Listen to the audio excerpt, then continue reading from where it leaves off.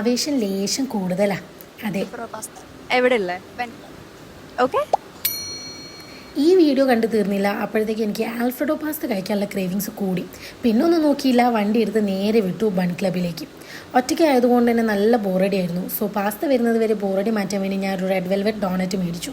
സത്യം പറയാലോ, നല്ല അടിപൊളി ടേസ്റ്റ് ആയിരുന്നു കേട്ടോ. എന്തായാലും ഒരു മസ്റ്റ് ട്രൈ ആണ്. പിന്നെ കുറച്ച് നേരം ഒരു സ്നാപ്ചാറ്റ് ഫിൽറ്റേഴ്സൊക്കെ ഇട്ടു, ഫോണിലൊക്കെ തോണ്ടി കളിച്ചു.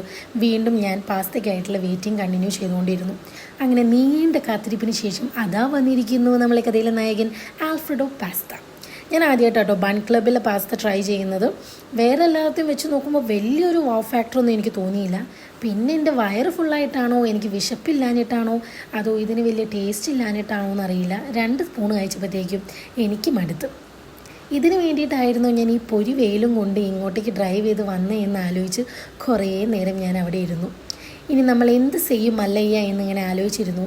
പിന്നെ ഒന്നും നോക്കിയില്ല, അതും പാർസൽ വാങ്ങി ഞാൻ വണ്ടി എടുത്ത് നേരെ വന്നു ഓഫീസിലേക്ക്. എന്നിട്ട് പാർസൽ വാങ്ങിയ പാസ്ത ഞാൻ എൻ്റെ ഫ്രണ്ടിന് കൊടുത്തു. ഞാൻ എന്ന യുവതി മാതൃകയായി. അപ്പം അടുത്ത ഫ്ലോപ്പ് വീഡിയോയിൽ കാണുന്നത് വരേക്കും ടാറ്റാ.